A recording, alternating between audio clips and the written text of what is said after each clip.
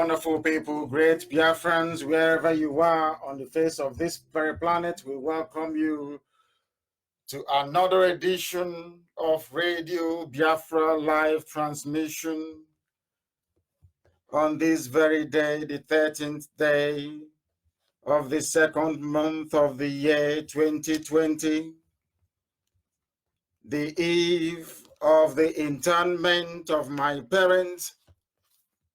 On this very great day that Elohim has made, and as we are always reminded by the psalmist, in every condition, we give praise and adoration to Elohim.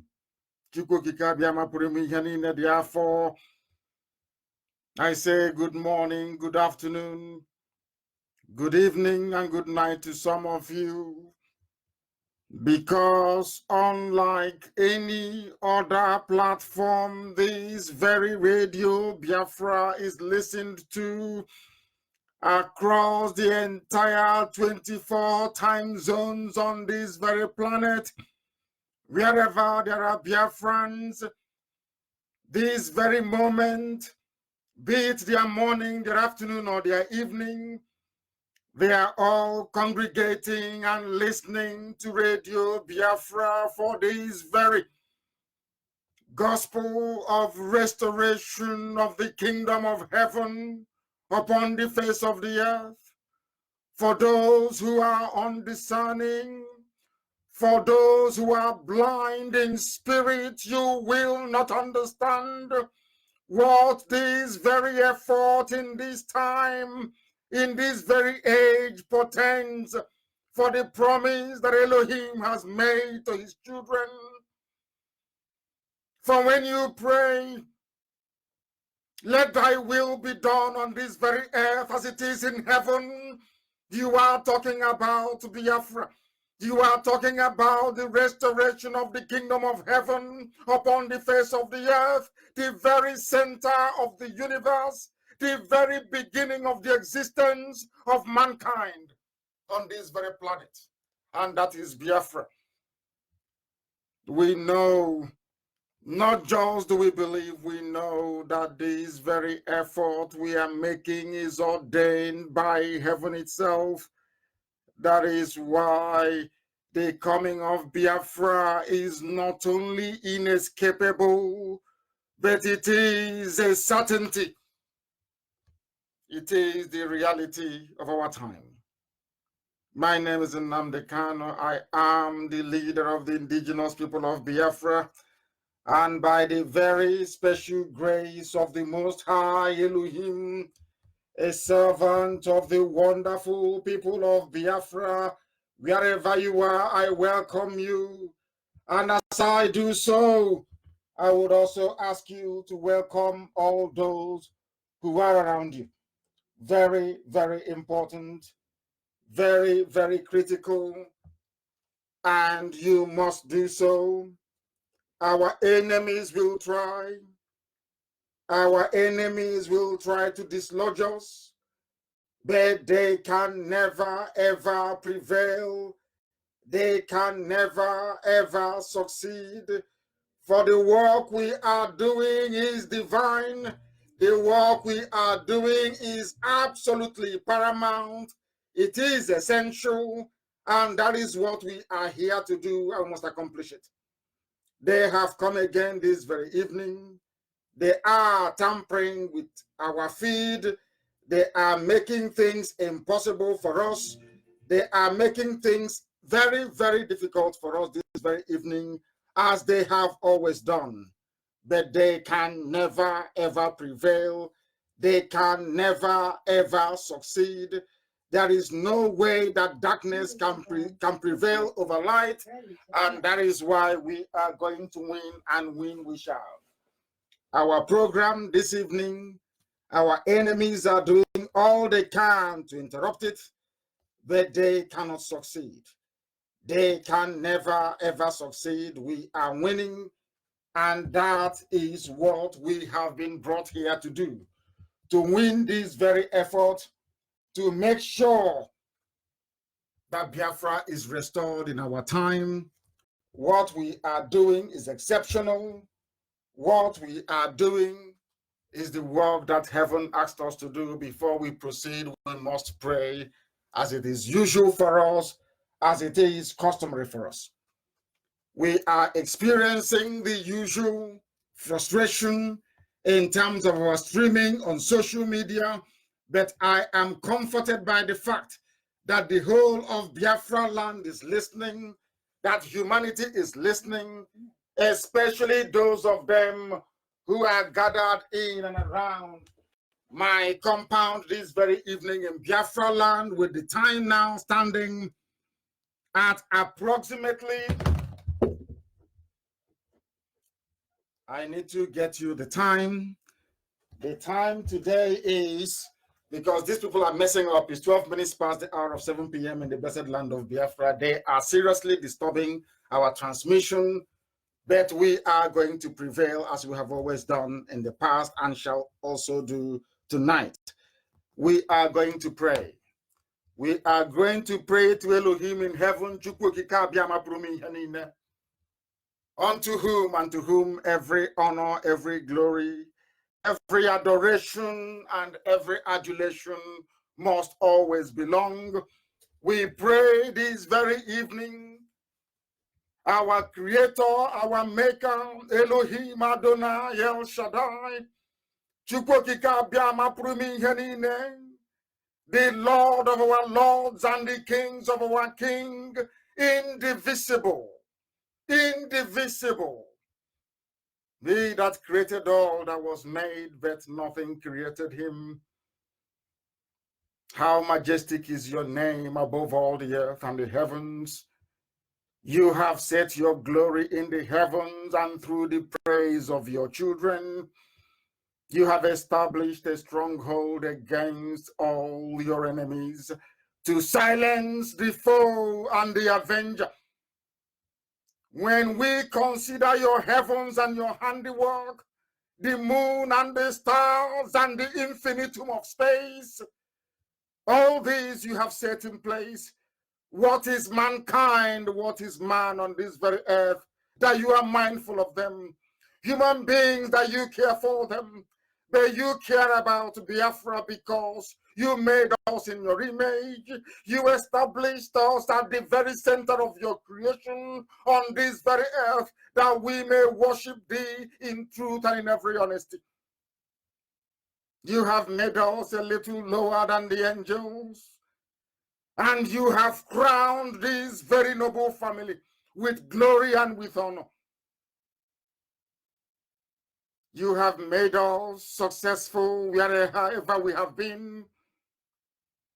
You have subdued our enemies and put them under our feet. That is why the more they persecute us, the more they suffer. That is why the more they come after us, the more pauperized they become, the more poverty-stricken they become. You have given us everything. Allow us to witness your glory in Biafra. Everything on this earth is yours. Our Lord and our God, how majestic is your name in all the earth. Accept every glory, accept every honor, accept every praise, O Heavenly Father. That your name and only your name and no other will be exalted and magnified in the land of Biafra and beyond, now and forevermore, we pray. He said,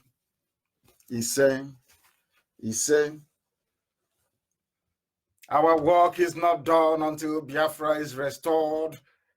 That is why this evening this gospel must be preached.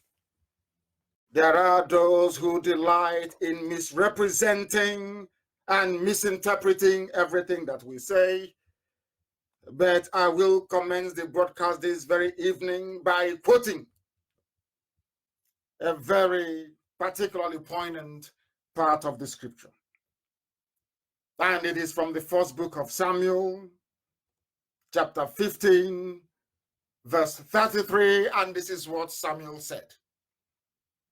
As your sword has killed the sons of many mothers, now your mother will be childless amongst women. And Samuel cut Agag to pieces before the Lord at Gilgal.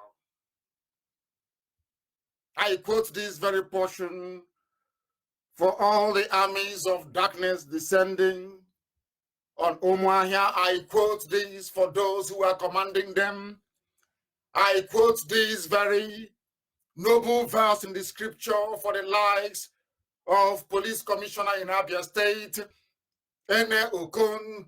I quote it for all those who are hard at hearing. I quote it for those who maybe tomorrow afternoon or evening will write about a fictitious clash, those who shy away from the truth, those who find solace in falsehood and lies, for them to know that the army of darkness, the zoo army and the police, they are the ones seeking for trouble. They are the ones provoking us into a violent reaction. And may the good Lord in heaven have mercy upon our soul if any of them is as stupid as to fire a shot tomorrow or even this evening. We are a very peaceful movement. We are not a terrorist organization. What we are seeking for is the freedom of the people of Biafra, the same way we were before the British came. We are seeking to exercise that freedom through the instrumentality of a referendum. There is nowhere within our ethos, there is nowhere within our modus operandi that allows us to engage anybody violently. That should they, in their infinite stupidity, try anything stupid, all those who are commanding them will live to regret it. But I must make this point very, very clear. I must repeat, I did not, and will never apologize to any fool in a zoo security services uniform. What was made very clear to us, because it is important that I clarify this evening before we proceed to the substance of our broadcast, is that the targeting of women and children is cruel and barbaric. It is not our way of life. We cannot be like the zoo. And in that regard, I spoke out of turn, and I apologize to those that matter. I made our friends all over the world to realize that we do not go out to target women and children. We will target those who target us, and I draw the attention of all those who are concerned with overseeing their phantom security around my hometown to always refer to the book of 1 Samuel 15:33. If they make our mothers childless, so shall we make their mothers childless amongst women. Very, very important they understand that. No stone will be left unturned in this very effort. We are a peaceful movement. We have come in peace. We do not, I reiterate, we do not target women nor children. We go after those that come after us. And should anything happen, that is exactly what we are going to do. We are traveling, all of us, from all over the world. In fact, I'm being told this evening that no hotel is vacant. There is no more vacancy in and around Umuahia, insofar as accommodation is concerned, because people have come in from all over the world to attend the burial of my parents. The whole world is watching.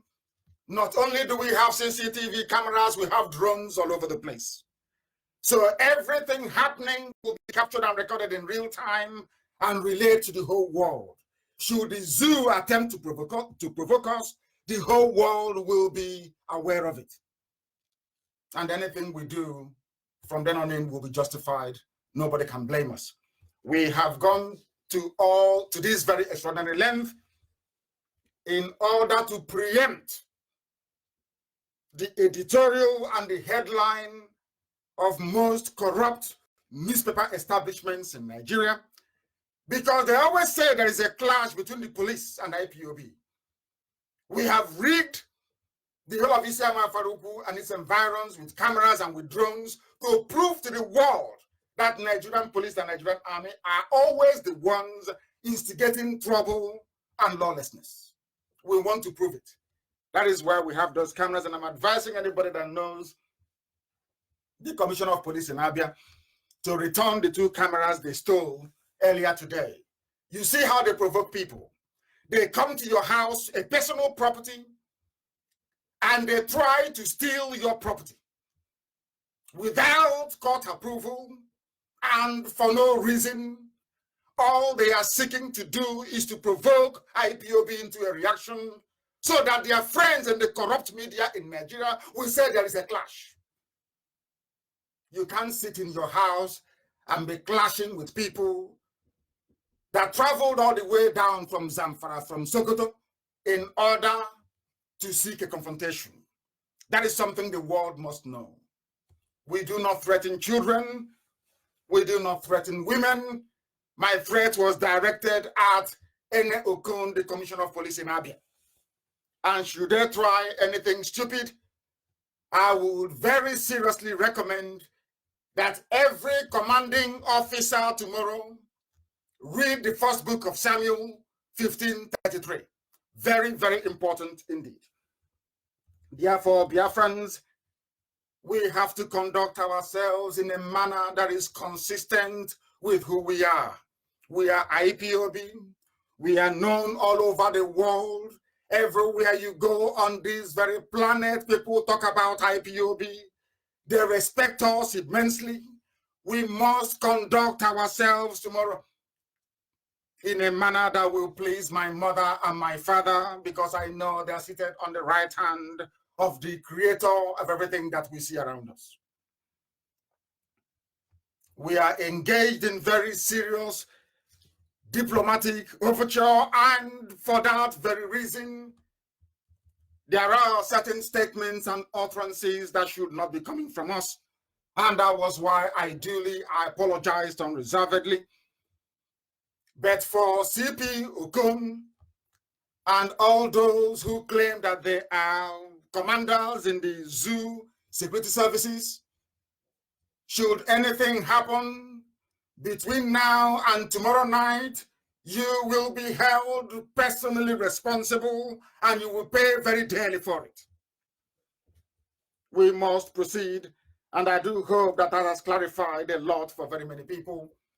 As we are preparing the funeral service and the interment of my father and my mother, His Royal Majesty S.I.O. Kanu and the wife Ugoeze Sally Meme Kanu, the zoo military abandoned Boko Haram in the north.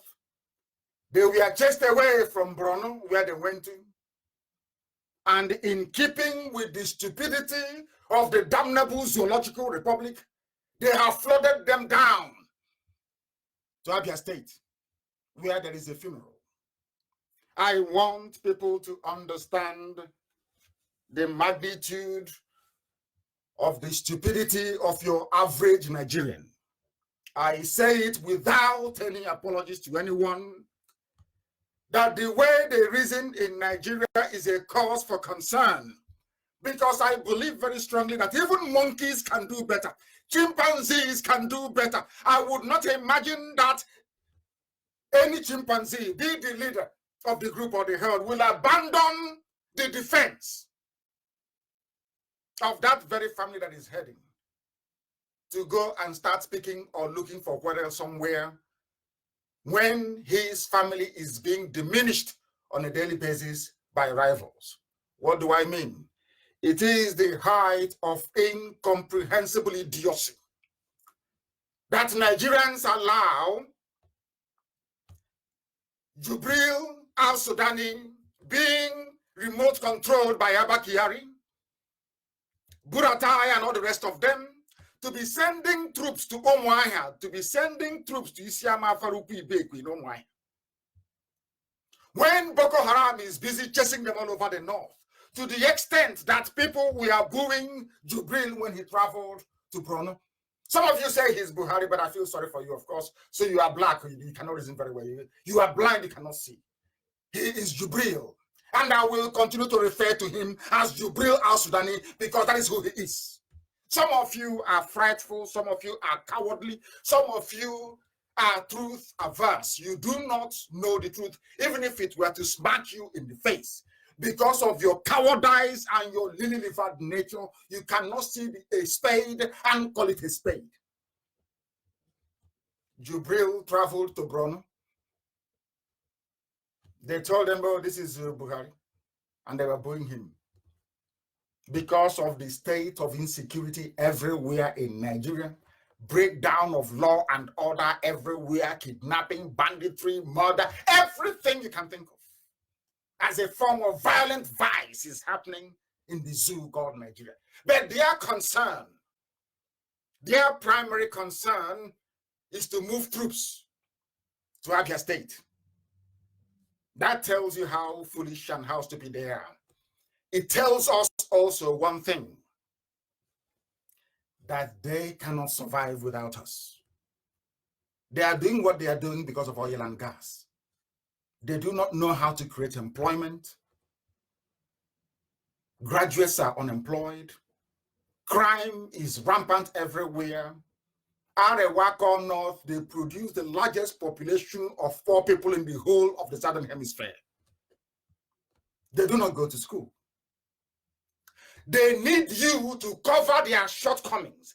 They need you to mask their incompetence. They need you in one Nigeria to cover for them so that their ignorance and stupidity will not be made known to the whole world. That is why they do what they do. But some of us are so foolish and ignorant, we do not say it. Ask yourself, why will they come out against Tamoteku? Because it will lead to regionalism. Why are they against people going back to the regions that was agreed and contained in the 1963 constitution of the zoo called Nigeria? Because with all of us together, we would not know those who are underperforming. The reason why Western Europe is preeminent in the history of mankind as we have it today is because they allow competition. In the EU, there is competition. In the classrooms, there are competition everywhere. People compete on a daily basis. Be it in football, in volleyball, in politics, there is competition of ideas. People sell their ideas. But in the zoo, you are not allowed to compete. You're not even allowed to study history. Therefore, how can you compete? Now, let us look at some of the happenings in the zoo. By zoo, I mean Nigeria. And you're going to ask yourself this evening, why is it therefore, why is it therefore that troops and police are in Umuahia? What is happening in Umuahia, you would ask yourself. I wrote today and I asked the British High Commissioner to tell their monkeys, their apes in the zoo, the Janjaweed, the Fulani, to leave Umuahia alone and go back to Borno, go to Adamawa, go to Yobe, and fight the menace that you created. They are the ones that created Boko Haram. They are the ones that created it. But some of you, out of ignorance today, you have forgotten because you don't learn history. You learn nothing from history. Some of you do not know the story or the history of the violent emergence of Boko Haram. You do not know. Boko Haram was exactly like IPOB, going about their business and preaching that they want a caliphate, which they are within their rights to preach. They are within their rights to agitate for whatever thing they're looking for, as long as a majority of the people agree to it. Do you know what happened? They went to Maiduguri and started killing people. Nigerian police, Nigerian army. They killed Mohammed Yusuf, the leader of the group. And today the son is the leader of ISIS in West Africa. And you have seen how many people have died as a result of the brutality, incompetence, and wickedness of Nigerian army and police. I want the world to, the world, when I go to America and other places, I tell them this story. Boko Haram you're looking at today started as a freedom movement for Islamic Caliphate in the north. They were unarmed. They hold their rallies. But as usual, politicians gather, they incite their friend, their local police commissioner. They went about killing people. That was how Boko Haram became violent. I want the world to understand this. I want Nigerians, when you're condemning Boko Haram, I need you to understand this very fact.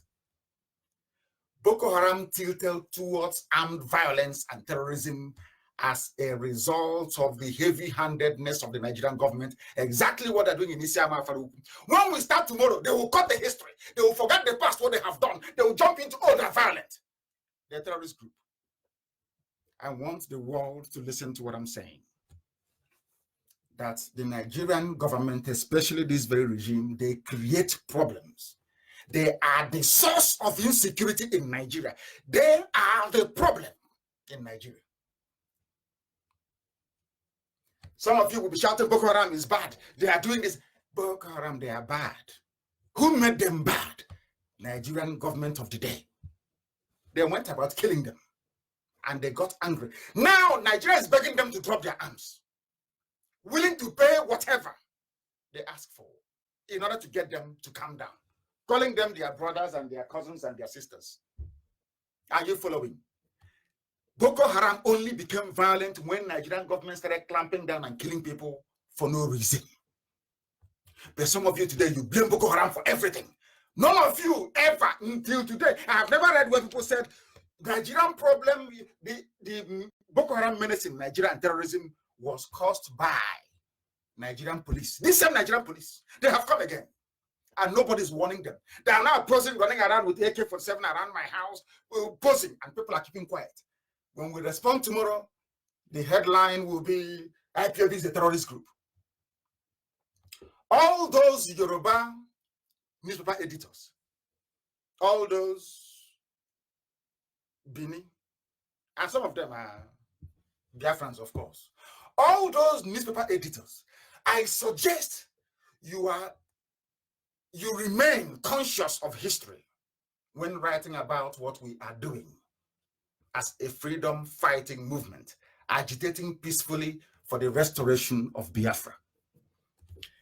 All of you have now kept quiet. Your army and your police are patrolling. Tomorrow when we respond disproportionately, of course we will, if they try anything stupid. Remember that I told you that we were in our villages, in our towns, minding our own business, burying our dead, which they, of course, contributed to their deaths, of course, because my parents will be alive today, if not for what Buratai and his men did in my house on the 14th of September of 2017. All of you will forget all of that.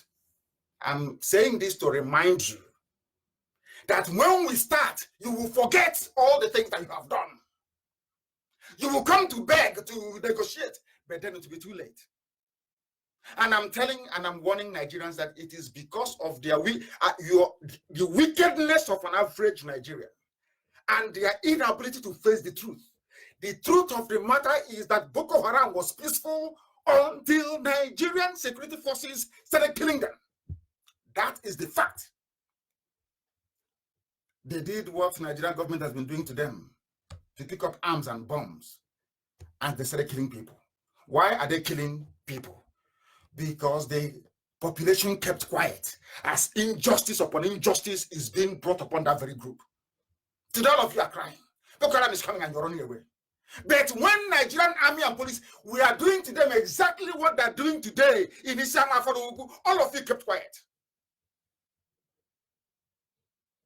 If Boko Haram that is run by street urchins, by Janjaweed, people who are not educated, can give Nigeria a tough time, can you imagine what an educated IPOB can do to Nigeria? Should we decide to become violent? Can you imagine that? It's not even worth contemplating. I'm saying all this so that all of you will bear that in mind. They are sending troops to my house, whereas in Maiduguri in the north, they are killing people every blessed day. As Jubril came and was leaving, residents of a place called Jidari Polo on the outskirts of Maiduguri began to run into the city through a place called Polo. and Damboa Road as terrorists attacked. I want the United States Ambassador, British High Commissioner, and EU in Abuja right now listening to this broadcast to understand this very clearly. You people are aiding and abetting evil in Nigeria by not condemning the lack of vision and strategy of Abba Kyari and Buratai. People are fleeing their homes. Terrorists are coming to kill them. This is happening in Maiduguri. After Jubril, that they claim is Buhari, went to go and see them. What did Nigeria do? They did not send troops to go and safeguard the lives and properties in Borno. They sent them to Mwai, where there's a burial of a monarch and a wife. And somehow tomorrow morning you wake up and tell me that black people can reason. You wake up and tell me that we are Nigerians. You reason very well. An animal is better than you. The takeaway from this very news analysis is this.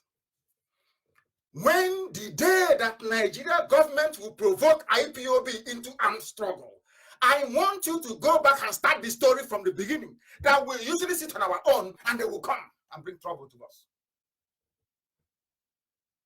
Trouble will be sleeping. Inyanga will be waking it up. You know what is Inyanga? It will be waking up trouble. When that trouble starts, I want all the E-rats and all those paid gullible writers on Facebook to remember what I'm saying tonight. When the Nigerian army came, when they were being deployed to Biafra land to go and be killing people, you said nothing. Nobody rose up to say what you're doing is not good. The day we become violent, I am sure some of you will have so many things to write about. And if you go to my house this very evening, you will see what is happening, that this IPOB, we've not seen anything like it before. People are there. It doesn't matter how many roadblocks you have. It doesn't matter how many AK-47 is on display. Once IPOB is called to attend an event, they attend it. Are my parents not dead? Those of us who have been marked to die in this very struggle will die, the living will go on, and Biafra will come. Even if it's just one person, one man, one woman left on this earth, Biafra will come. What you're doing is just wasting your time and delaying what is in essence the inevitable. That's not one. People, there were sporadic shootings and houses being set ablaze. Oh my goodness. A leader of a vigilante group. His name is Bulama Jidari. Told Premium Times and another Arewa newspaper in the north. We are under attack. And soldiers were nowhere to be found. But those soldiers, they know Maya. They're in Afarupu. So you'll be wondering what is happening in Afarupu. There is a funeral service, a burial ceremony going on of the traditional ruler of the people and the wife. And that is why the army is there and the police. The answer is yes, yeah. There is no other reason. Welcome to Nigeria.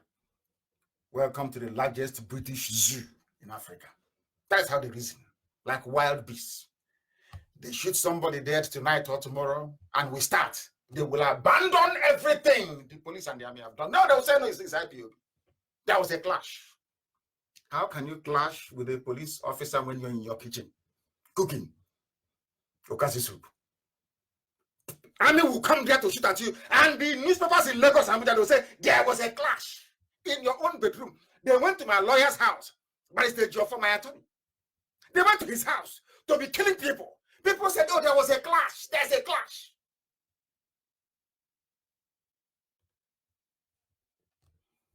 These UG black people. I don't know who did this to you.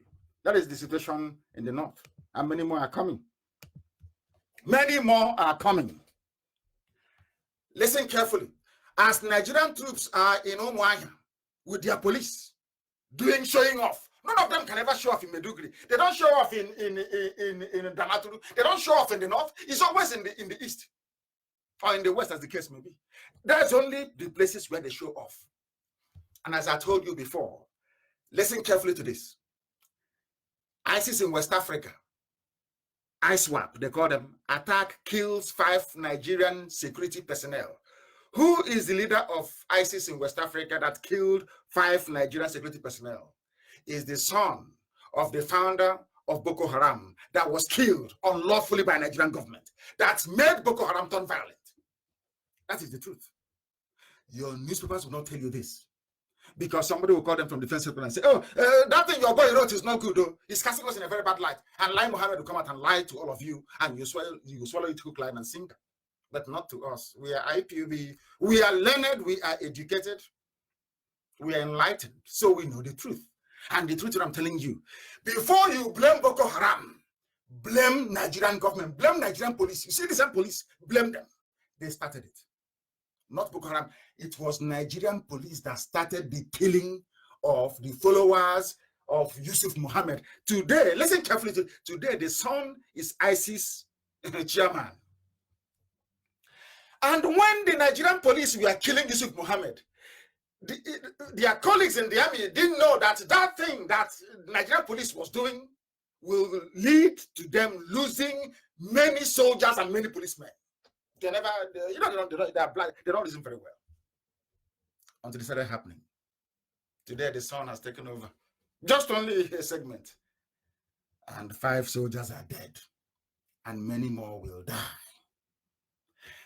Not content with handling the insurgency and the terrorism and the banditry and the lawlessness, the kidnapping happening in the north, they came to the south to start another one.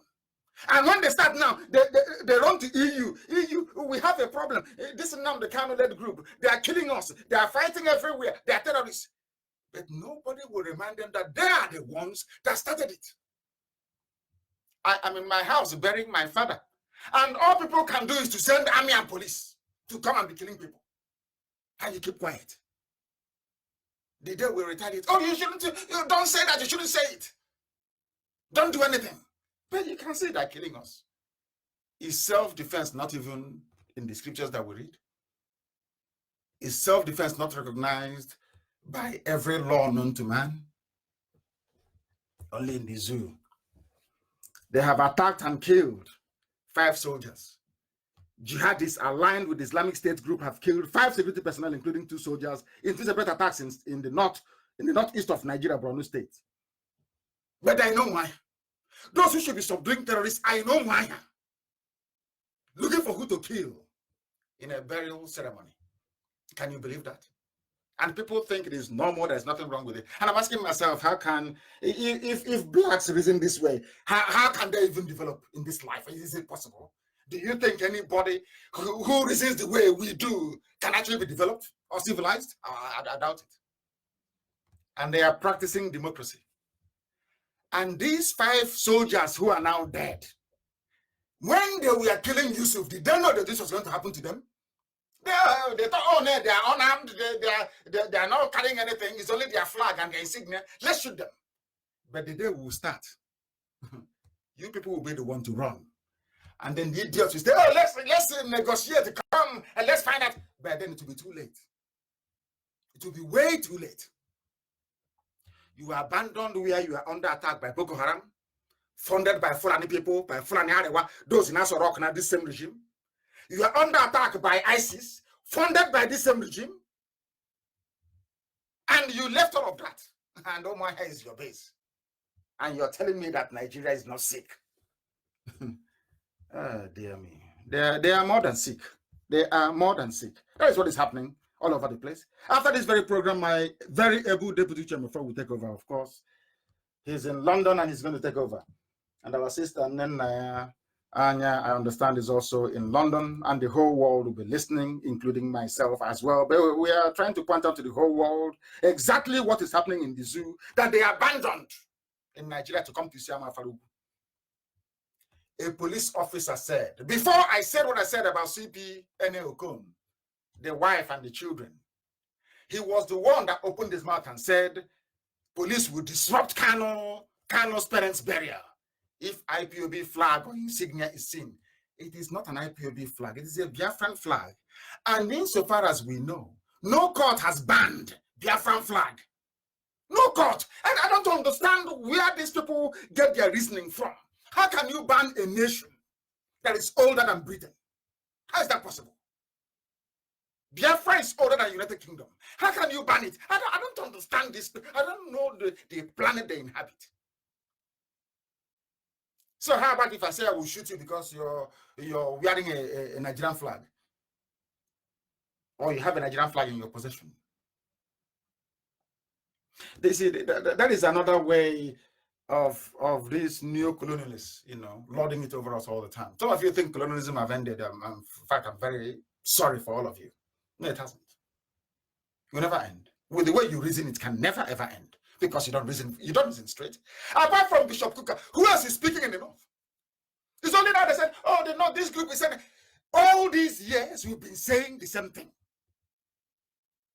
You are being run by incompetent, despotic buffoons who are not educated, who are not reasonable. You didn't listen. I warned you from 2012 to 2015. I told you repeatedly that these people are evil. You didn't listen. That is affecting everybody. Police will disrupt canals. You will disrupt the burial of my parents. And the day you die, you want your own children to bury you in peace. You must be dreaming. You must be dreaming. We are come and disrupt now.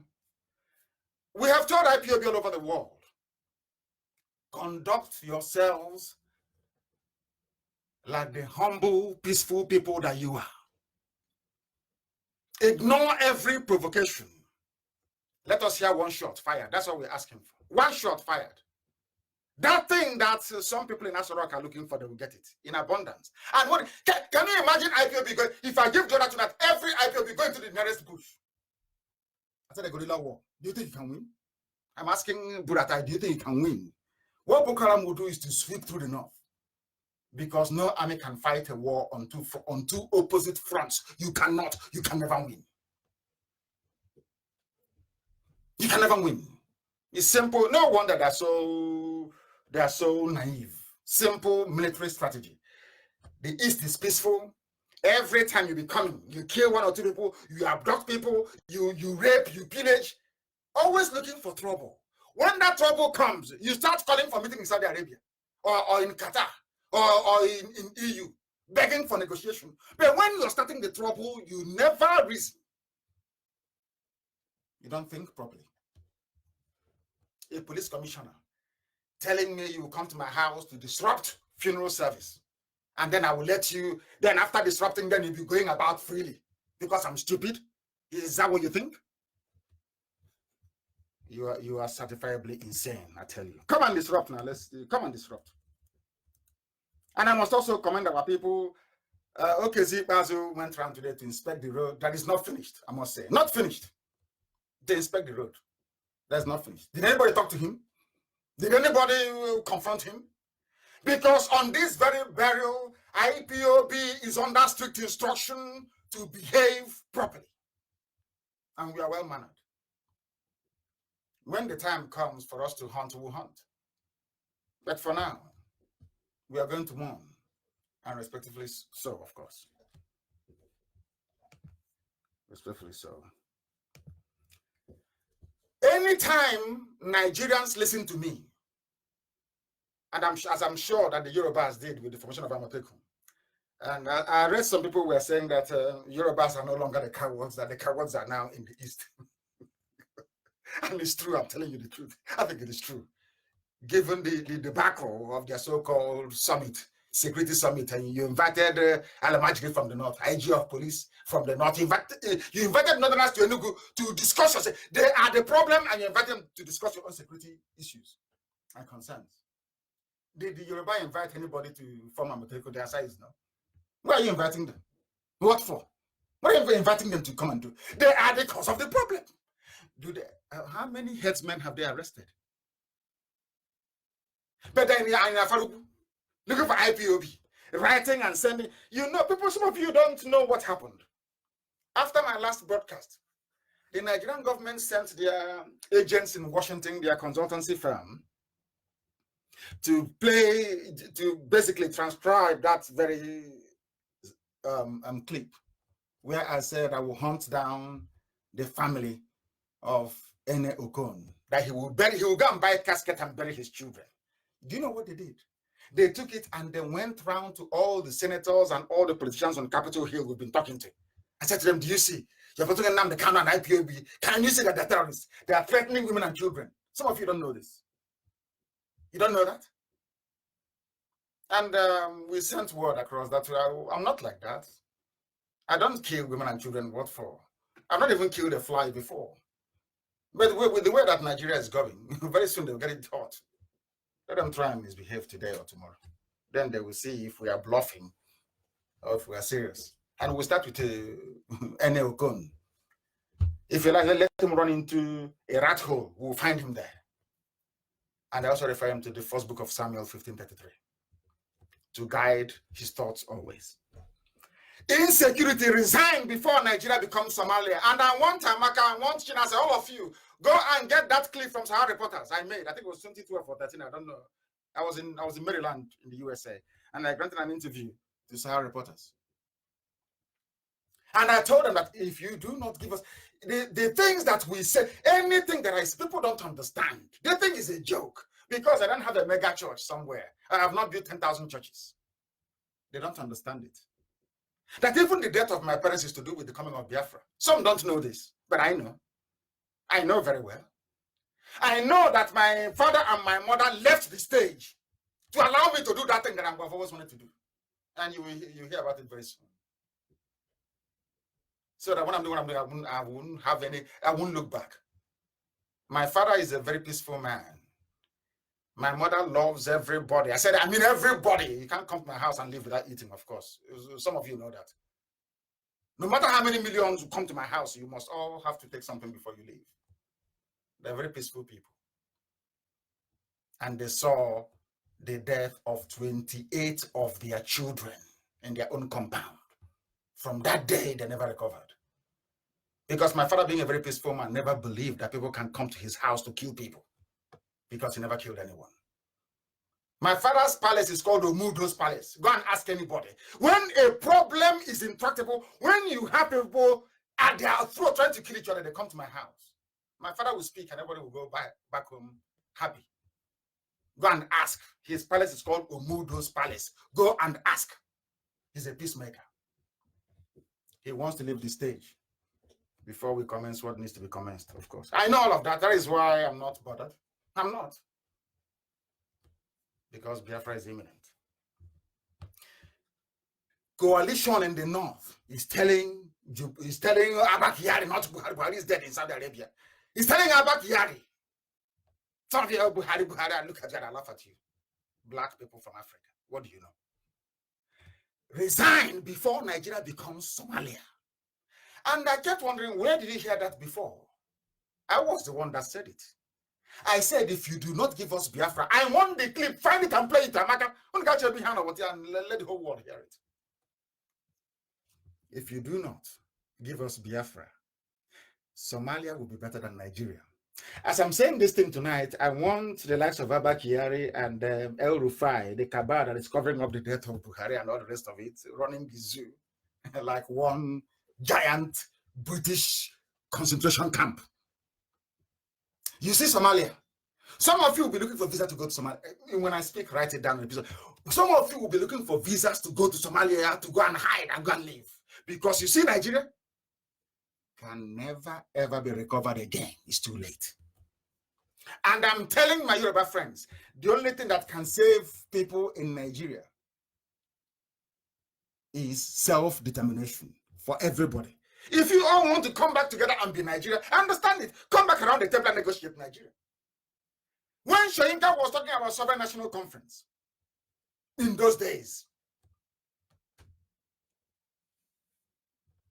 some of us supported it. We said, of course, you need to come around the table to discuss the basis of this unity and this union and all the rest of it. After a while, it was abandoned.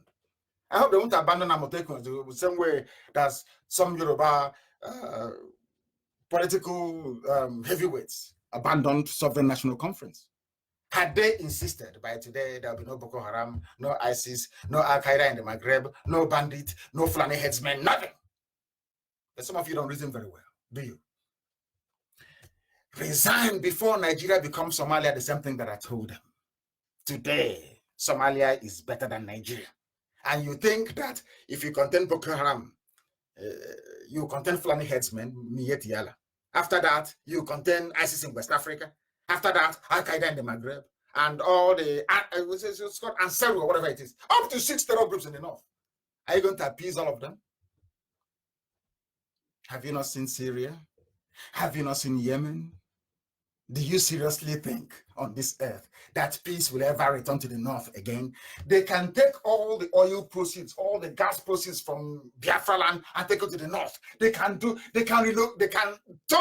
the map of the zoo upside down so they can live in the south and have access to the oil. They will still remain poor. It's a curse. It's actually in the Bible, but I don't want to go into that tonight. There were costs in the Bible, but I'm not going to go into that tonight. The more you are in one Nigeria, the more you are destroying your destiny and that of your children and those yet to be born. Some of you are realizing it now. It doesn't matter what you do. Forget about your fancy grammar. Forget all the nonsense. I've been to America. This is all rubbish. Nonsense. Nigeria can never, ever recover from where it is today. Armed insurgency have come to stay. I feel sorry for the Hausa people. One of them wrote earlier today.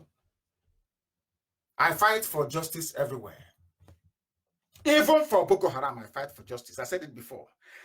Wherever I go to, before I start making any speech to important audience about Boko Haram, the first thing I tell them is that Nigeria is the cause of Boko Haram insurgency and terrorism. Nigeria they are the ones to be held responsible for it. They started it. It was Nigeria that started killing people before Boko Haram retaliated. Some of you don't know this, but we are telling you. Insecurity, Nigeria, Somalia will be better than Nigeria. Well, why wouldn't it be better than Nigeria?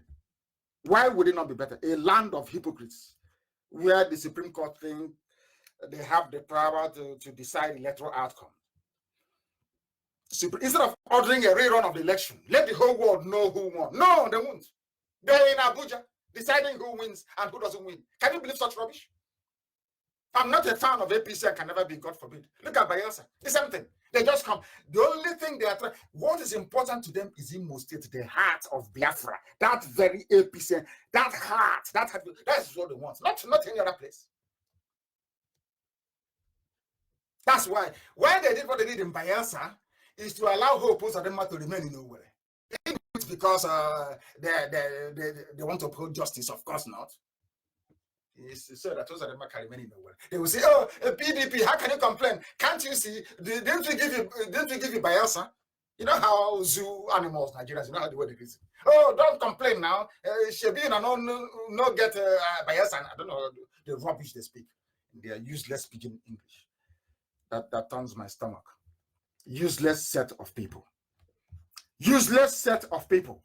In that same zoo, Miyetti Allah that is working with Obiano in Anambra State they're part of the government in Anambra. Not IPOB, but Miyetti Allah. Did you see the way people reason? Miyetti Allah is part of Obiano's government. Obiano said it with his own mouth. They are part of my government. Who are Miyetti Allah? They're the ones killing people with their cattle all over the place, and the AK-47 supplied by Asorok. Unbelievable. Unbelievable. They are part of Anambra government. And people are dying every blessed day. People are dying every blessed day. People are dying every blessed day. But they're in my house looking for who to kill. And I asked the Nigerian government, why are you not in Niger State? I'm just pointing out all the hotspots. These are the ones that got to the attention of the media, not those that are unreported. Bandits, these are Fulani people with cattle. Bandits overrun a community in Niger State, kill 3, injure 50. And I keep asking myself, what is the military doing in Omai and not in Niger State? Why haven't they burnt houses in Niger State? Do you see what we are seeing? Can people actually reason things through the way we reason them through on this very platform? Bandits yesterday, I'm telling you what Nigerian dailies are saying, not from me. Bandits yesterday attacked another Niger State community is in a place called Grumana. Is it Grumana? Oh my goodness. Grunama or Grumana in Shiroro local government area. They left 3 people dead. But the police and the army are in my house. But people are dying all over the place. And it's part of their security, their show of force. You won't go and show force where people are being killed. If you're in Islam for showing force. And your average, typical, very stupid Nigerian will never say, I don't know. I can't speak against the Holy Spirit. Because our stupidity is truly frightening, I must tell you. It is frightening, to say the least. In Niger State, things are happening. People are dying every blessed day. Nothing is happening. And what is it that the army are doing? According to BBC reports, which of course we have sent to all diplomats around the world, they specialize in torturing people. That's what they do. They never can fight any war on their own. They've never won any war on their own. Some of you can hear them. It was Ali Ndume, isn't it, the former speaker, begging America to come in. But when your soldiers are killing innocent people who are unarmed, all of you are jumping up and down. Our boys are doing well. But anytime they come against people who are equally armed, you start calling America. You run to Egypt for help. You go to Ethiopia seeking for assistance. You go to multilateral force. You ask Chad, Nigerian community to help you. The only place where you see Nigerian army running around gleefully and very happily is when they confront local market women and they start killing them. When you meet unarmed protesters like the Shia protesters and start massacring them, that is when you see them. Nigerian army, we are great. The integrity of Nigeria, we must keep Nigeria as one. Put them against an equally armed opponent. They start calling Abdulaziz Ratisi to come and help them. They start running all over the place. Help us, let's form multinational force. But civilians, no, you don't need multinational cooperation. You just go and you shoot. And as they are shooting, Britain, who is the colonial master, the creator of the zoo, Nigeria, will not call them to order. Never will they call them to order to say what you're doing is not good. What you're doing in Isiama Faluku is not good. Get away from there. They are burying somebody. If you hear there is something going on, then you can intervene. Don't go there. But will they listen? They won't listen. They won't listen. And Britain won't even say anything anyway to start with. They won't say anything. They are part and parcel of the same empire of wickedness and evil. They are asking Jubril to resign. Miyetti Yala killed 23 people. In Plateau State, we know this. Prince Charles couldn't come to Plateau State anymore. Prince Charles, who is the heir apparent to the throne of the House of Windsor, couldn't come to Jos anymore because of the killings. Who killed people in Jos? Miyetti Allah. Who are they? They are legitimate stakeholders in Nigeria. That's what the presidency said. But they're terrorists. And IPOB that never killed anybody, only agitating for referendum. They are terrorists. And some of you are clapping for yourselves, or should I say clapping for your ignorance. And still in the north, because I want to let the world understand how foolish and stupid a Nigerian is. I want the whole world to understand how stupid your average Nigerian is. I want the world to understand how daft and hopeless Nigerians are. That is why I'm doing this very program this evening. They say I insult them, but I tell you the truth. It's not an insult. I'm just telling you the fact, the way it is. I don't even know why some of us exchange words with Nigerians, because some of them are so hopeless, they are unsalvageable. I'm telling you. In Kaduna, listen to this carefully. I'm not talking about the priests they have massacred in Kaduna. In Kaduna, all the killings going on in the north against Christian Hausa populations. Bandits, they burnt 10 members of the same family to death in Kaduna. I'm not talking about the beheadings of the Catholic priests going on, no. They rounded up 10 members of a family and burnt them to death in Kaduna. Burnt them to death. This is from a Zoo newspaper. No fewer than 10 members of a family were burnt to death by bandits who invaded Bakali village in Fatika district, Giwa local government area of Kaduna State. The bandits who invaded the community on Tuesday at about 4 p.m. locked up members of the same family, set the house ablaze, and burnt all occupants of the building to death. And you ask, where is the army? Where is the police that should be guarding this very village? That should be guarding this Bakali village in Fatika district, Giwal government area of Kaduna State. They are in the village called Isiama Faru. You know why? What are they doing there? Is there any war? No, there's no war going on. They are about to lower 2 coffins into the grave. That is all. And the army is there, police is there. Yes. Who are those that are guarding this Fatika district, this very village, this Bakali village? Nobody. Bandits are the ones reigning supreme there. Army and police are in no more.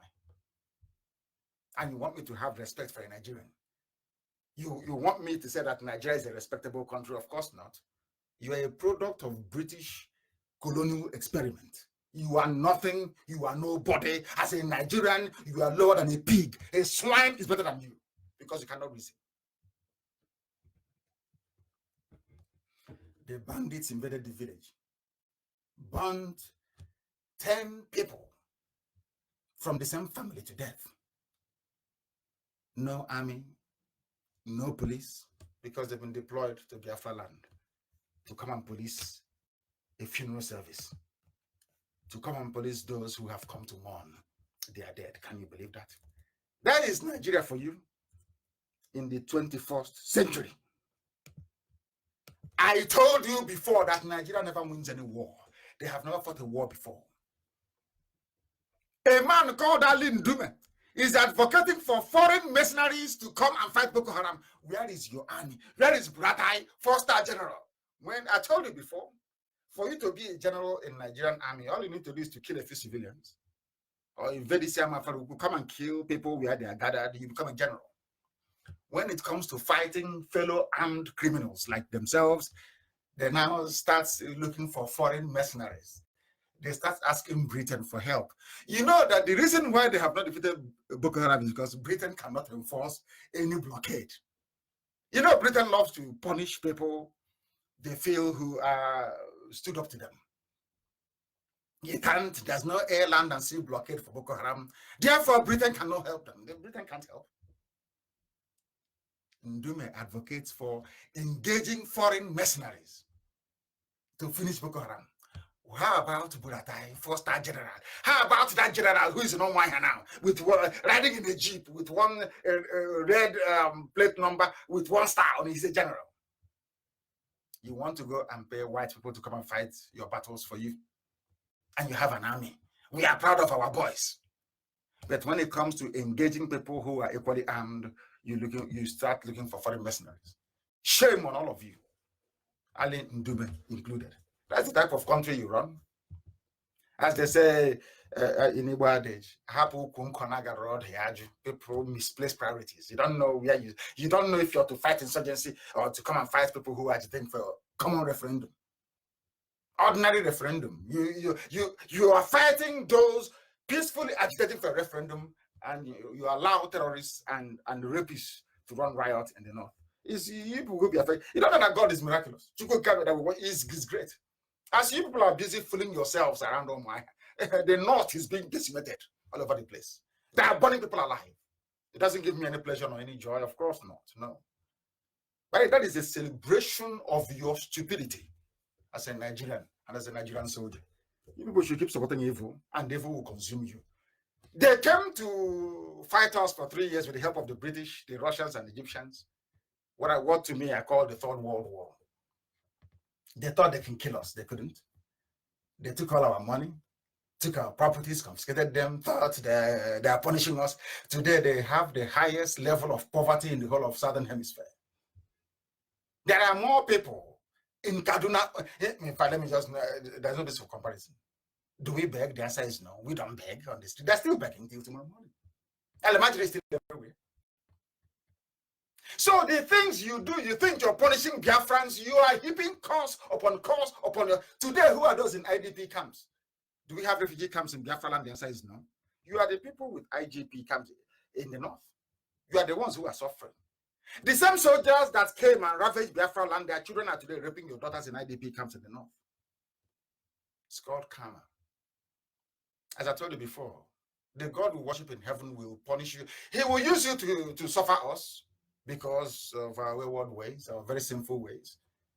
Now that we have recovered, we know who God is and we worship him. We know there's only one God, not two, not three, not eight, not nine, only one single God in heaven. There is no other. Now that we call upon his name, do you see what is happening to the north? They don't even report what is going on. Very hopeless, very useless country. The time now is approximately 11 minutes past the top of the hour. 11 minutes past, I think it's 9 p.m. in the land of Biafra. Very, very important. Or is it 8? I think it's 8 p.m. in the land of Biafra. 11 minutes past 8 in the land of Biafra. Please, I don't want to get it wrong. I have to be correct at all times. Have any of you come across this very trending post that we have? Nigerians, listen to me very carefully. This was published by ChristianPost.com, monitoring the savagery leveled against Christians in the zoo called Nigeria. Nigerians describe horrors of Fulani atrocities. There is genocide going on. You know why I'm laughing? You know that when the Fulanis were doing the same thing to our mothers during the war, those of them in the Middle Belt were laughing.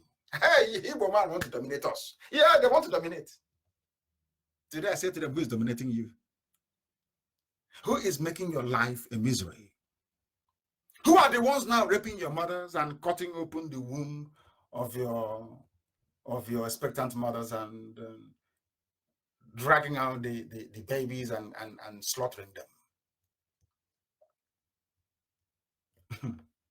Let me read this news for you. It's very interesting. They went to Washington as well. They call them Nigerians. They went to Washington.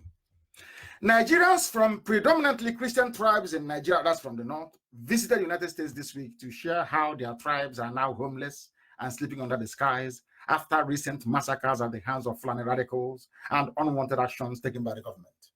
Now they know. Now, do you see that Ojukwu was right? The thing about Nigerians is that they don't, I don't know how, is that jealousy and envy? Why is it not one of us? The same way, with all due respect to my Yoruba brothers, I said to them, when we formed BSS to defend Biafra land, you were against it. But today you have formed Amoteku. The same thing we formed, and some of them were not, I won't say all of them were, some were against it. Have you not formed the same thing?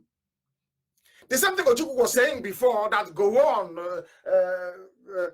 what's his name again? T.Y. Danjuma said no to, and Obasanjo as well. He's a rebel. These rebels, let's go and cross them. Is that not the same thing you're crying over today?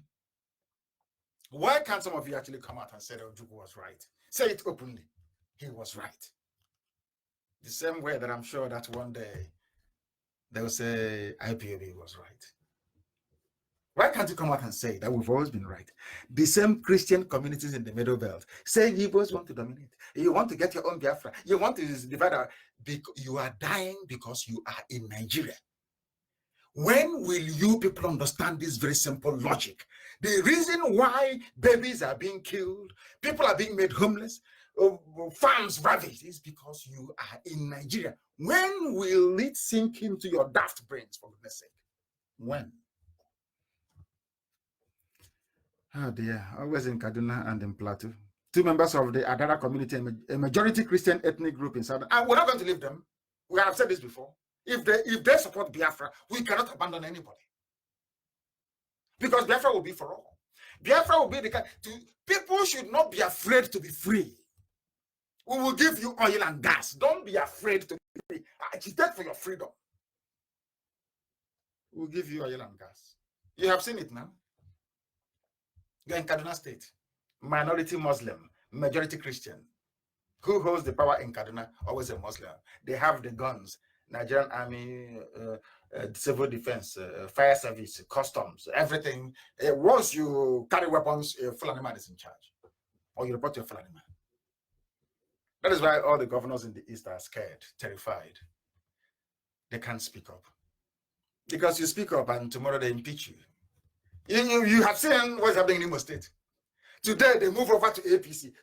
Somebody was asking them, all those in Bayelsa State, all those that defected from PDP to APC, what's not going to happen to you? They'll defect back again to PDP. To impeach a governor is very easy. Asorok will pay somebody. One court somewhere presided over by one Sharia al-Kali will tell you, yes, it's true, that what the Speaker of the House did is correct. You go to Supreme Court, you lose, and they sack you. That is why some of the so-called governors in the Southeast and South Side, they are terrified. Not from weak, of course. They are scared. I can't blame them. Some of the governors are scared. Do you want them to stick out their neck? You will be there, and Asorok will pronounce, remove him. His own brother from his village will replace him. Just like that. And they don't forget, yes, they will get, like in Imo State, they will get a few people that say that the traditional rulers of Imo State, don't go anywhere. No, don't go to court anymore. Withdraw your case. That land, I no longer recognize it. The land of the ancients, where truth always prevailed. All of a sudden, anything goes. Any idiot can be in power. It doesn't matter where they got the power from. Once they control the budget, let's support him. 2 members from the Adara community, a majority Christian ethnic group in Southern Kaduna, we are slaughtered. They were slaughtered. Igbo man is your problem. They are slaughtered. Now they have realized it. Until you apologize to Ojukwu, may his soul rest in peace. Until you apologize to Biafrans. You see the blood of, when I said 3.6 million people chastise me, they said up to 5, and let me say the blood of 5 million people are on the heads of Nigerians. And you are suffering the burden of Boko Haram, Miyetti Allah, Fulani, which is Fulani headsmen, of course, and bandits. You're suffering from ISIS in West Africa, Al-Qaeda in the Maghreb, and Ansar. Do you know the reason why you're suffering all these afflictions? Going through economic hardship and deprivation is because of the evil that your fathers committed against Biafra. And you keep clamping down on IPOB, and the terrorists will keep clamping down on you in the north. Continue. Keep supporting evil, and evil will come to you. Support evil, and evil will visit you morning, noon, and night. Look at Nigeria and learn, and realize that evil never, ever pays. It didn't pay before, it cannot pay now, and it will not pay in the future. What is your problem in Nigeria? Say Boko Haram. What is your problem? They say, oh, terrorists are ravaging us. You capture, listen very carefully. You capture a terrorist. After 2 weeks, you say he or she has been rehabilitated. And you know what they do? They draft them into the army. And America will keep giving more money. And that is why I think that this whole Boko Haram business is terrorism nonsense is actually a business between some people, maybe in the West, and some crooks like Buratai and Abakiari in Nigeria. It's a lucrative business. I do not understand why Europeans and Americans of all people, advanced, intelligent, will be supporting a regime that will be actively harvesting terrorists to serve in their army. Is that possible? Is that possible? How can you capture a terrorist? They have killed soldiers, your so-called soldiers who are now in Afarugu. And after the same terrorists that are busy killing people, you go and recruit them into the same army the next day. And you're telling me that Nigerians are okay in the brain. Are you telling me that Nigeria, I don't know, should it actually exist? Should Nigeria exist as a country? Boko Haram is killing us. Federal government is releasing the ones we have captured. Soldiers are crying. No, camp more in Afarugu. As they slaughter you in the north, camp more in Afarugu. Yeah, but they are monkeys. What do they know? You capture a terrorist. You release. No, you don't release. The next week that terrorist is now wearing army uniform. What do you expect? No training, nothing. They are singing army songs in Hausa language. I have nothing against Hausa language, of course. Hausa people, for that matter. They have taken ethnic jingoism to a new level. This present cabal, this regime in Asorok, and that is the end of Nigeria. You think Nigeria will recover from this? You are dreaming. 2023, somebody will come from the south and bring peace and unity. You are dreaming. The bombing will intensify because those who are meant to be fighting them are not in the right frame of mind to fight insurgency. And they are former terrorists.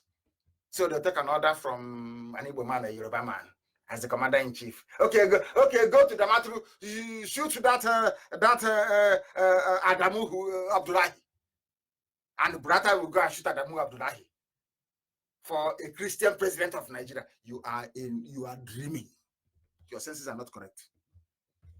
That means you don't know what is happening in the zoo. The zoo is gone. Can never ever recover from the mess it is in right now. They're releasing them. And as others are fighting for their own security outfit, what are our dear beloved governors doing in the East? In South and Southeast, what are they doing? Of course, capital nothing. And I want to sound this note of warning to our people, especially our governors. You are in the habit of always saying Southeast, always answering this name that the North give to you. And I find it astonishing. Fulani only exist in Sokoto. They're spread all over the place. Sokoto they took from Hausa people, got there, of course. But when they want to do something, they say, oh, we are forming a Fulani vigilante. I've never heard of people saying, oh, we are forming a Bagi vigilante, or Hausa vigilante, or Bachama vigilante. They always say the North. And Yoruba will always say the West, of course. Yoruba is very lucky that they are very homogeneous around that Western flank. But when it comes to the East, we always say Southeast, South, all this nonsense. But we are there, the North formed, is it Dambro Bashege, whatever they call it, their outfit, their security outfit. They call it the North. They didn't say Northeast, Northwest, North Central. No, they call it the North. But when they come down to you, you know all these things that we are, and therefore not to had during the war. You know, during the war, a lot of things happened. A lot of, is it Dambanza we are born amongst us with a questionable bloodline, like those in OYC, or is it IYC, Joint Youth Council, some of them. Questionable parentage. You are busy talking rubbish. South Security Group, Joland Nation, Igbo Group, Igbo. You are so daft, you're so foolish. In the North, they call it North. In the West. Nobody said Northeast, Northwest, North Central. No, because they understand the strength in unity. That once you come together and you lock the gate, they can advance to Benue confluence, and you can do nothing about it. But here, we are forming Southeast Group. We are forming Southwest, South Group.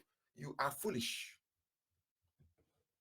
That is why the only viable option is a Biafra-wide defense network. All this your nonsense tinkering, Southeast and South will never ever work. If it's a good idea, why is it that the Northeast don't have their own security outfit? Northwest or North Central? Why did they come together to form Northern security outfit? Why? Because you are so hungry. When they sprinkle those loose change and ask you to go and be a saboteur, go and derail the plan of your people, you run. In some instances, they may promise you a political office, or you kneel down in front of them to beg them for political office. They make caricature of you. In the end, you are as useless as those that went before you. All this nonsense of Southeast security is rubbish. Pure rubbish. South rubbish. We are going to have only one security outfit. Only one. Covering the whole of the former Biafran territory. Only one. Not two, not three, not four. You people cannot reason very well. Go to the North and ask them. Okay, Northeast, where is your own? And any day now we try to come together to have a Biafran-wide security outfit or relaunch it again. You see the North will start complaining. Oh, you're going into South. But the person, this Fulani person or Fulani brain behind the strategy of the North is not telling you that he's from the, Northwest. No, he'll say we are all from the North. But anytime I say we are all from the East, they will say, no, there's South there. But when you're saying you're from the North, do I complain about Northwest, Northeast, or North Central? That's how you know. Those that wish you well and those who don't. Because our people cannot reason. They say Southeast, they called meeting of Imobi. I'm sure it was called by Mbazulika Amechi, the very highly respected elder statesman. Do you know they have not called Imobi meeting for the past 2 years? Despite all the killings, no. Modo was forced to call Imobi meeting. He called an Imobi meeting. When Yorubas were planning Amoteku, nobody knew about it. They did it in private and came out and announced it. And this was, I'm going to Nikelek Resort. There's a security meeting. This one, I'm at government house. Do you know that the governors and the so-called Igbo leaders never sat in the same room to discuss any security strategy? The governors were discussing with their masters from the north. The so-called Igbo elders were busy discussing among themselves, walking away from meeting, walking back, walking out and walking in. Very typical, isn't it? Very typical of them. That's why they never get anything done. They don't know how to strategize. They don't know how to keep their mouth shut. They don't know how to do anything at all. Everything is in the open. I walked out and I walked back in again and I walked away and I walked. What happened? At the end of the day, nothing happened. They said Nigeria police with a Fulani commissioner is good for everybody. And that's the end of it. Typical, isn't it? When we go out now to safeguard our land, they start complaining. Who did you tell? Because if I tell you, in fact, as I'm talking to you, your other line is open to one Alhaji Damatru in the north, overhearing our conversation. When I told you that you will pay, I read some people are now beginning to come to say, well, you will pay for a very corrupt, a full leadership. Some of you thought I was joking. Are you not paying for it today? Go and have security now, let's see. Without IPOB, go and form security now, let us see. If IPOB is not there, because the order has gone out. Nobody should join anything being formed by anybody or any group. It's a final order from me, and people will obey it. And nobody will attend to all those rubbish they're doing. Have you not seen what we're doing in Ebonyi? Are we not fighting in Ebonyi every blessed day? Or you're claiming you don't know? They call it a strategic partnership for effective community policing in the Southeast geopolitical zone. And I'm asking the IG that went there. This IG, is it Adamu or whatever he's called? He went to the summit. And I'm asking the IG, when they were forming Shege Damboroba group in the north, so did you attend? Amoteku, did you attend Amoteku? Why must you come to Enugu to offer an impute? Who are you? Okay, I know, he's the IG. Oh, okay, no, Aman, okay, no longer. Do you understand what I'm saying? Is an Igbo adage. Please excuse me. I don't have to translate it. The rat, let me attempt it. The rat in the house, the homebound rat, told the outside rat in the farm that there is fish in Ngiga. Can we have in English? You know where we dry fish, where our grandmothers used to dry fish in the kitchen. Above the stove. People gladly. I met the IG of police. We are discussing Southeast security. But IG of the police is Fulani. They are part of the problem. They have never arrested any Fulani man. Those raping our mothers and killing them, no. It's only IPOB, no why you run to why. And you're telling me that they are normal. Of course they are not. And can never ever be. Nothing came out of the meeting, oh. For once, Modo spoke well and said, no, we don't want any security outfit that the North or police will be in charge. He said, no. For once, I agree with it. Because if it makes sense, I agree with you. Anybody who makes sense, I agree with you. They accuse me, oh, you only want it to be what IPOB initiative. Of course not. If you say something decent, I will agree. For once, Modo actually spoke well and said, no, we don't want any security outfit that will have an oversight from the police. No. For once. And I was saying hallelujah. And I was looking for the governors. They have signed their own memorandum of understanding with the police. They're saying, and they are not Igbo, with all due respect. I know what some of them are passing through privately. But with all due respect, the governors are not the Igbo leaders. They are not. The only person that I think there is Mbazulika Amechi, Amuchiazi, who's in Enugu. I can call an elder. I don't know, their names may have escaped me, and 3 or 4 other ones I may call an elder. The rest are not. These are the Igbo leaders. Mbazulika Amechi, Amuchiazi, and a few of them. And Madiebo, I'm very sorry, please. General Madiebo. These are the leaders that we have. Not the governors. The governors are political puppets of the North, understandably so. What these men say perhaps will carry a lot of weight. Not what the governor. Look at the governors. They left their people and they ran to the IG of police. As if to say, if I sit with all of you and ignore the IG of police, I'll lose my position. And most of them will, to be honest with you. They're trying to safeguard their position. You can understand that. But in the end, truth shall prevail. Truth shall prevail. Gunmen open. This is the news about Nigeria. Gunmen open fire on traders, killed 7 in the same Kaduna, 10 burnt. The other ones raped and killed, 7 killed in the same Kaduna, the same Christian enclave, the same people dying, the same people that said that Igbos are dominating them, the same people that were against Biafra. They never knew what Ojukwu was fighting for. The same way this generation, some of them do. I'm very glad that some do recognize what we are doing. We don't hate anybody. What we are doing is not out of hatred. God in heaven knows. No, not at all. Actually, it's out of love and kindness. To all of you who are so ignorant, you cannot see what is happening before your eyes. Another 7 killed in Kaduna is now a statistic.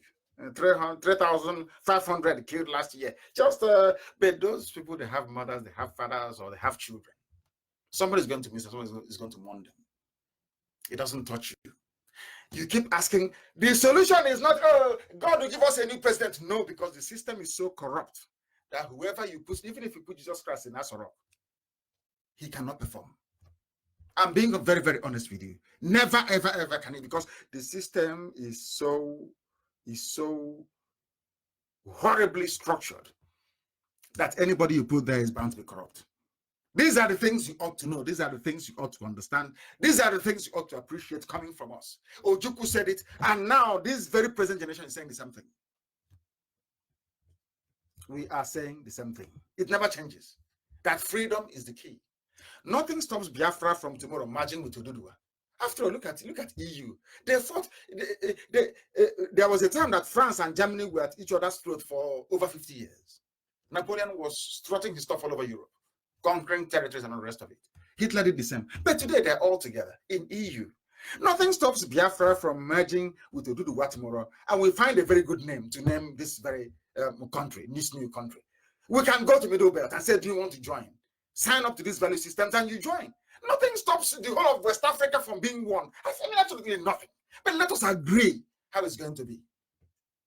Not some idiots that think that Britain gives them a privileged position, a position of ignorance and ignominy. From there, you lord it over everybody else. In the 21st century, driving cattle from place to place as if you're deranged in the brain. Very sad indeed. But 7 people killed in Kaduna, and I miss Faruku. Borno attack, Boko Haram. Atiku said we must explore all options to stop this scourge. Who started the scourge? Fulani. Who started the scourge? Those that wanted to remove Jonathan.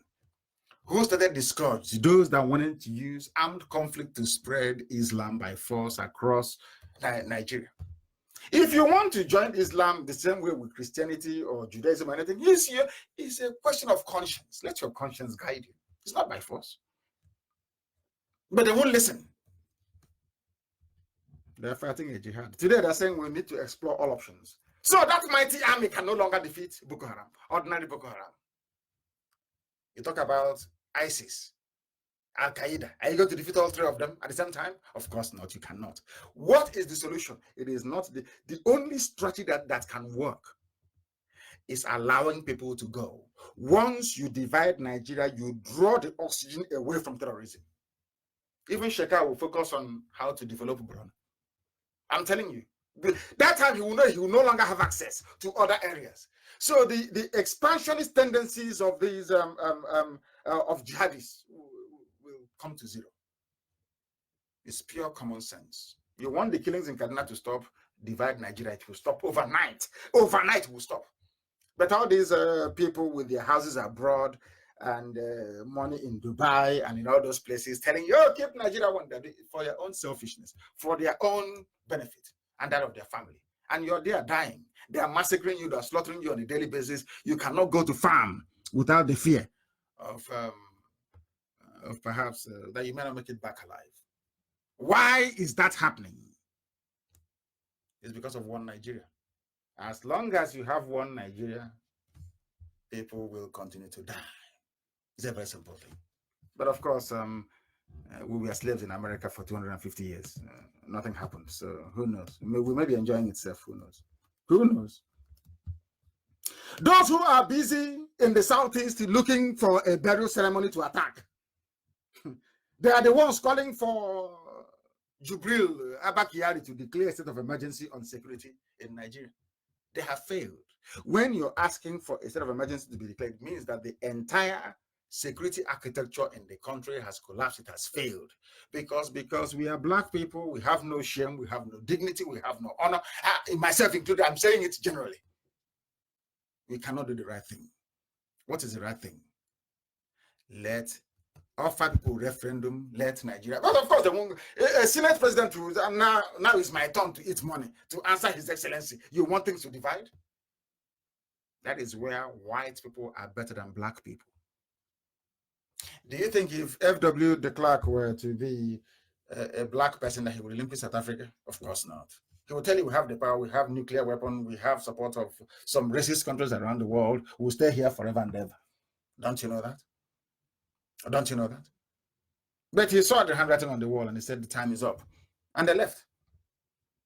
A black man will stay there for 45 years. When he's about to die, he'll want to hand over to his son or his grandson.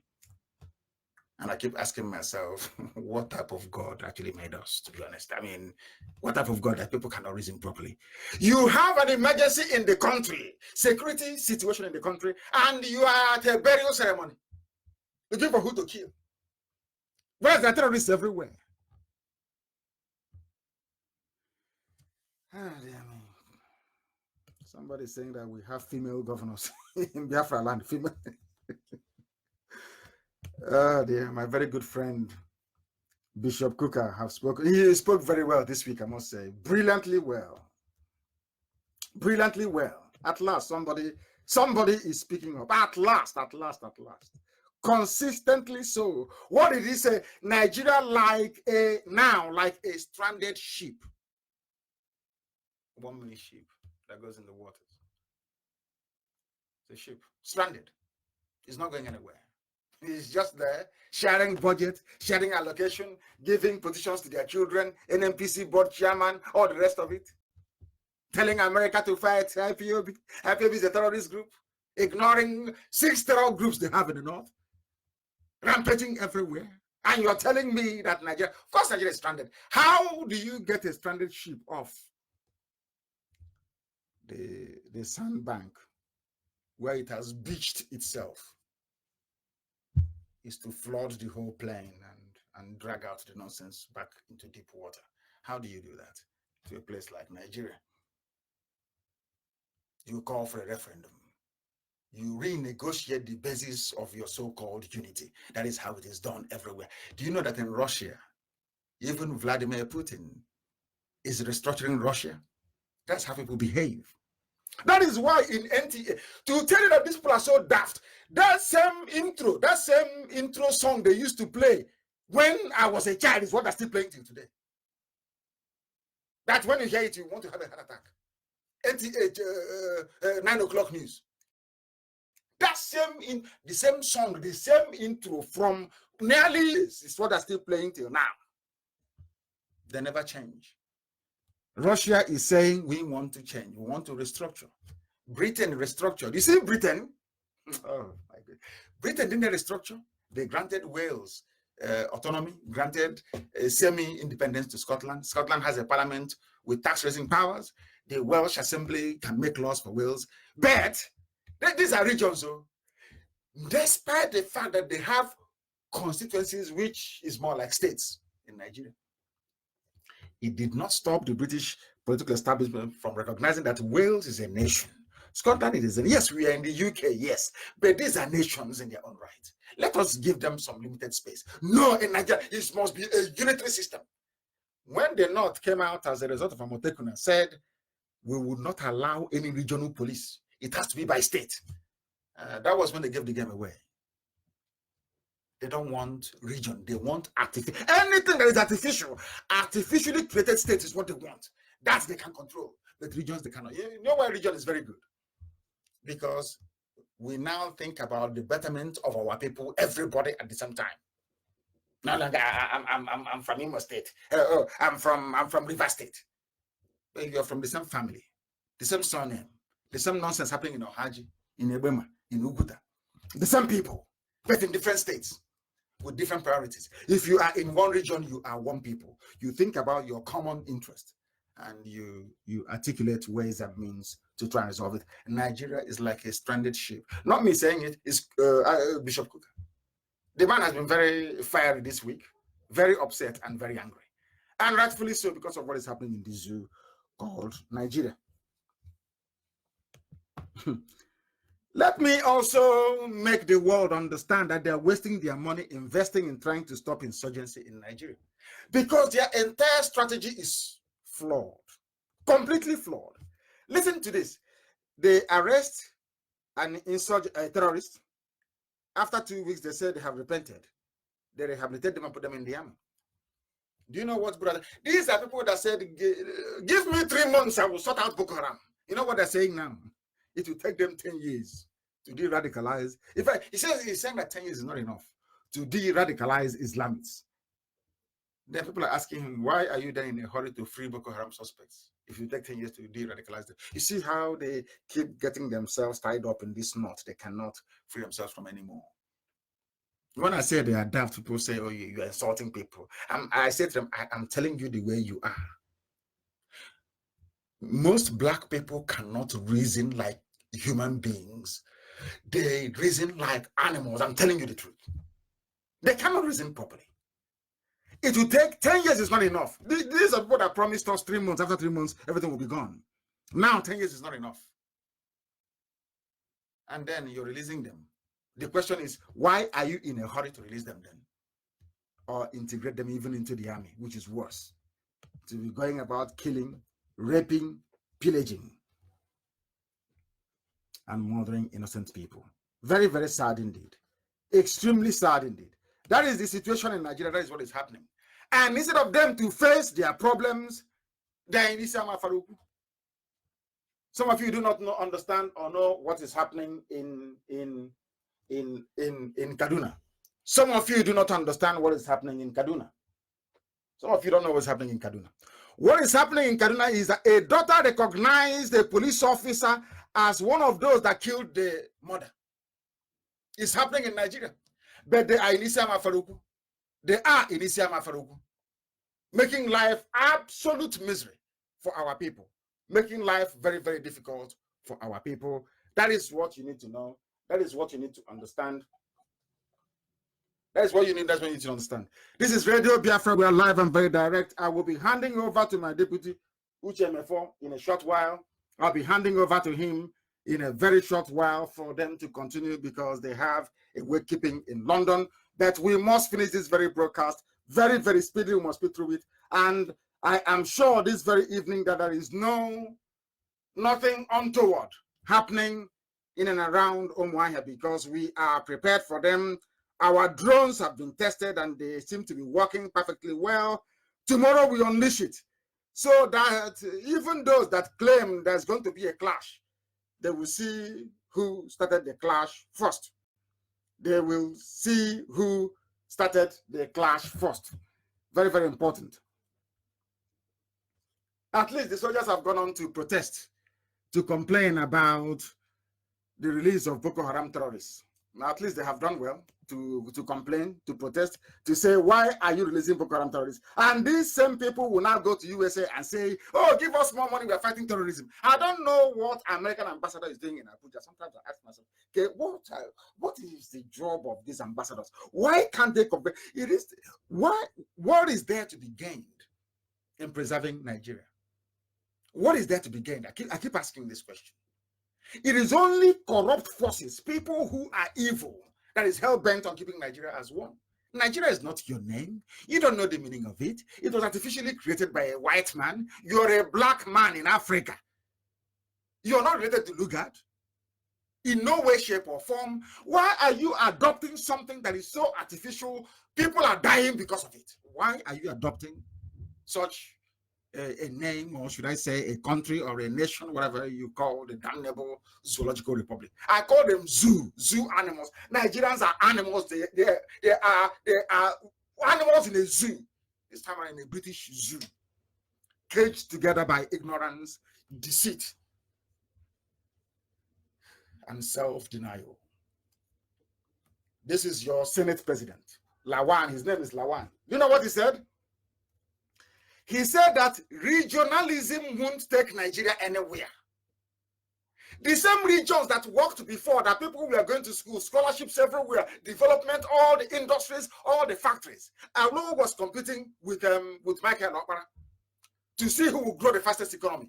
Yoruba economy were growing, Eastern economy was growing, Biafra economy was growing as well. Under Michael Okpara, all the industries you see in Iguacha, in Port Harcourt, was built by Dr. Michael Okpara. Our built in the West, and to an extent, let me tell you the truth. Ahmadu Bello also did spectacularly well in the North, under regions. Tell me if the scale of development and progress achieved between 1957 and 1967 has ever been matched by anybody, anywhere, except what Mbakwe did in Imo State. Tell me where it's been matched ever again. All the industries and factories that Sir Ahmadu Bello brought to the North. Has anyone even attempted to get close to matching his record? Look at the fantastic work that Chief Obafemi Awolowo did in the West. Has anyone come close? Look at the miracle that Okpara wrought in the East. Has anyone ever come close? Apart from Mbakwe, of course, but only within Imo State. Imagine if Mbakwe had the whole of the East to develop, what would have happened today? Just imagine it. That is, now Lawan is telling you that regionalism won't take Nigeria anywhere because they want to control your lives using state and local governments. These are the things you don't know. Because in states, you have no identity. After your state, the next thing is Nigeria. And what is Nigeria? Nigeria is nothing. But if you have your region, you will see patriotism come back to the people. I'm telling you, if Shekau can face up to the reality that he has only the North to kill and to deal with, he will change his mind. His mind will be changed. His mind will be changed. That is why it is very, very critical and very, very important that the likes of Lawan is not allowed to remain in office. Cannot be. These are the people driving this one Nigeria agenda because he's the Senate president. He wants to keep enjoying all the bonuses and all the allowance. He wants to send his children to very fine schools abroad. He doesn't care if your local university is functioning very well or not. But I can assure you, were you to divide Nigeria up to your tent, O Israel, these men and women will take their duties and responsibilities so seriously that you will see a level of development you never, ever imagined could exist in that part of the world. That is the truth. Having all these states is very, very confusing. It makes a few people very rich, very few people very rich and comfortable, whereas everybody else is suffering. When Nigeria, so to speak, as a whole, recorded any meaningful development was when people had the regions to fall back on. As simple as that. But they won't understand it. They are the zoo. You want your state. All that is of importance to you is allocation and who is going to be the next governor in the year 2096. That's all that matters to you. When is it going to be the turn of your village? That is what concerns you. Even Obong Victor, a very good man. Thank you for governor of, if I'm not mistaken, I think it's Cross River State. Obong Victor Atta has said it, that Nigeria may end up like Somalia. Why won't it end up like Somalia? I said it before. Everything I say comes to pass. I said that the zoo must fall. Write it down. I said Nigeria will fall. It will collapse. They will be begging for restructuring. No. They will beg for regions. No. They will beg for, there will be nothing left. This zoo will fall to collapse. There is nothing anybody can do about it. Absolutely nothing. What can you do? What can you do, I ask? What are you going to do? The zoo has collapsed already. They have now twisted the narrative. They say that insurgency is dead. Terrorism is now with us. They were the ones that named terrorism insurgency. They didn't want to call their brothers terrorists, so they called it insurgency, to look for a way to rehabilitate them, to give them loads and loads and loads of money, to justify what was happening, to try to excuse the barbarism and the mayhem. They called them insurgents or insurgency after the bombing of Madaba. No more terrorists. The same thing they did to headsmen. Headsmen are not terrorists anymore. They are called bandits. One day they will revert back and call them terrorists again, as they're now doing with Boko Haram. We are no longer dealing with insurgency. We are dealing with terrorism. And next year it will be, we are no longer dealing with terrorism. We are dealing with insurgency. There is one thing they are not confused about. It is the road that leads to Isiama Faruku. In every other endeavor of life, they are confused. When it comes to locating Isiama Faruku, they are very good at it. But they cannot find a terrorist, can they? That is the zoo for you. And that is why I call them a zoo. The damnable zoological republic. Unreformable. That is nothing you can do. You cannot change it.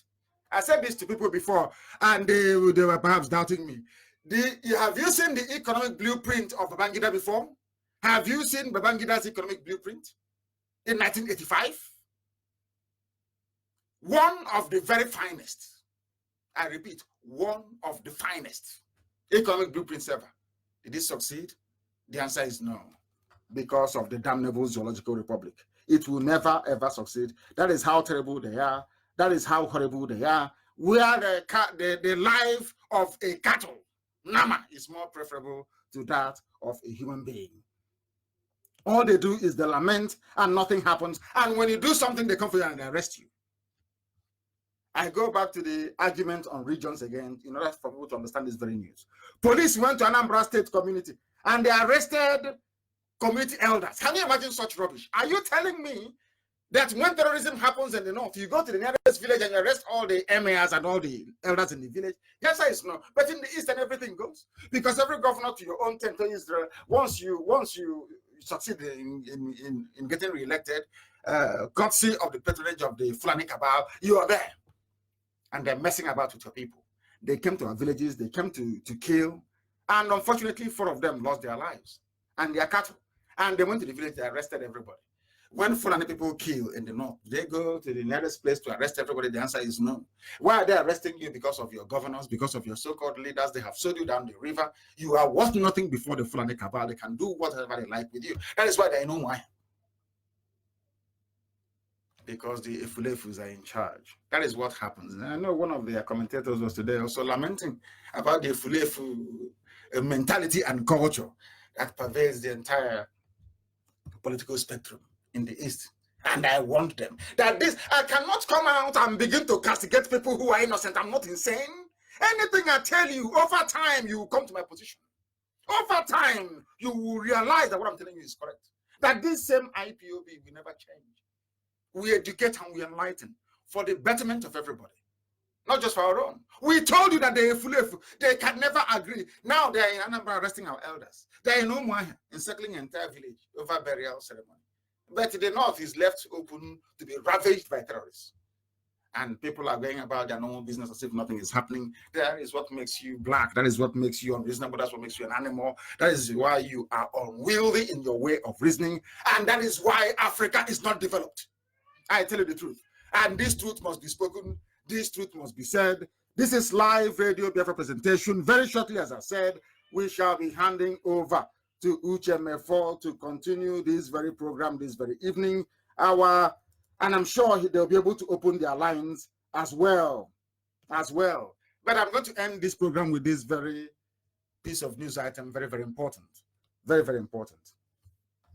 Somebody wrote this piece, not me, not IPOB activist, or not an IPOB miscreant. You know, we are miscreants. I'm the number one myself. I'm the number one miscreant. Not a miscreant, no, not at all. It was written by somebody who was lamenting, who was complaining. They say he's a human rights activist born in Imo State, Comrade Paul Ikechukwu Njoku. He describes Southeast governors as a bunch of clueless, unpatriotic, and cowardly elements who have just sabotaged and committed the lives and properties of Ndibo into the hands of Fulani militia, bandits, rapists, and ruthless terrorists by refusing to adopt a regional security outfit that guarantees the real concept of indigenous community policing, devoid of the tenacity, regulation and collaboration of the federal government, which to me remain an orchestrated and organized deceit of Fulanization and jihad. What else do you want me to add? It's not Nnamdi Kanu saying it. He's an activist. His name is Comrade Paul Ikechukwu Njoko. He's telling you that, unfortunately, things are not very well. Exactly what I've been telling you from the beginning, but you never listened. But now I'm sure you will listen. And for all those coming down to Umuahia, for the burial, you must proceed as instructed. There will be no space tomorrow. There will be no IPOB beyond the, there will be no space anywhere. Heaven will bear us witness that His Royal Majesty Sayo Kano and the wife, my mother, Ugeze Sali Meme Ukukano, were the children of the Most High. And tomorrow we shall let them to rest. And every generation shall remember them, because for their sake and all those who have gone before us, Biafra will come. From me, from here, it is good evening.